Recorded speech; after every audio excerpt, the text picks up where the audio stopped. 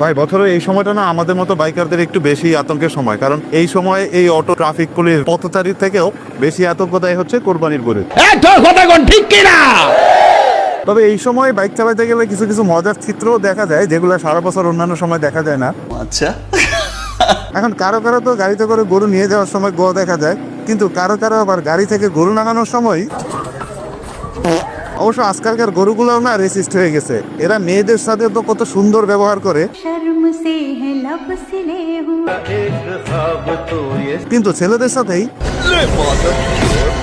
অবশ্য ছেলে মানুষের জীবনটাই ভাই এরকম, এরা কোরবানির আগে আগে প্রত্যেকটা দিন হাটে যায়, হাটে গিয়ে 101টা গুতা আর 202টা লাত্তি খায়, এরপরে হাট থেকে আসার সময় বলে আস্তে আস্তে বাদ দিয়ে দিন ভাই, আমি আর এই হাটে থাকুম না, আমার অবস্থা দেখতেছে না, পাগলের মতো হয়ে গেছি, ব্যাপারীর কোনো দামের লগেই বলে না আমার। কিন্তু পরের দিনই দেখা যায় যে সকাল হইতে না হইতে এরা অন্য আরেকটা হাটে গিয়ে গরুর সামনে টিকটকে নাচানাচি শুরু করে।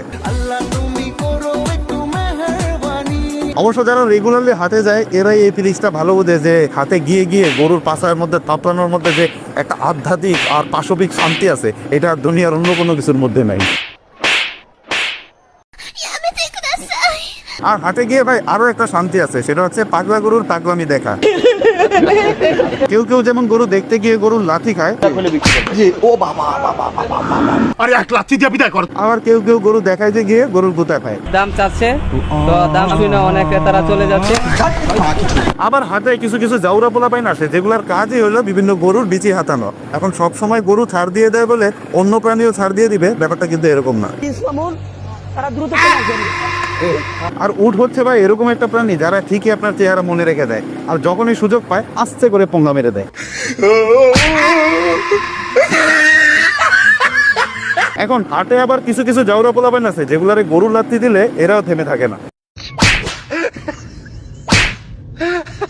এখন অনেকেরই ধারণা যে হাটে গেলে শুধুমাত্র গরু ছাগল অথবা উটের দ্বারাই ক্রেতা বা বিক্রেতা যারা ব্যাপারী আছে তারা সবচেয়ে বেশি ক্ষতিগ্রস্ত হয়, কিন্তু ভাই এই কাতারে দুনিয়ার সবচেয়ে ভয়ঙ্কর প্রাণীটার নামই বলা হয় না, আর সেটা হচ্ছে স্ত্রী।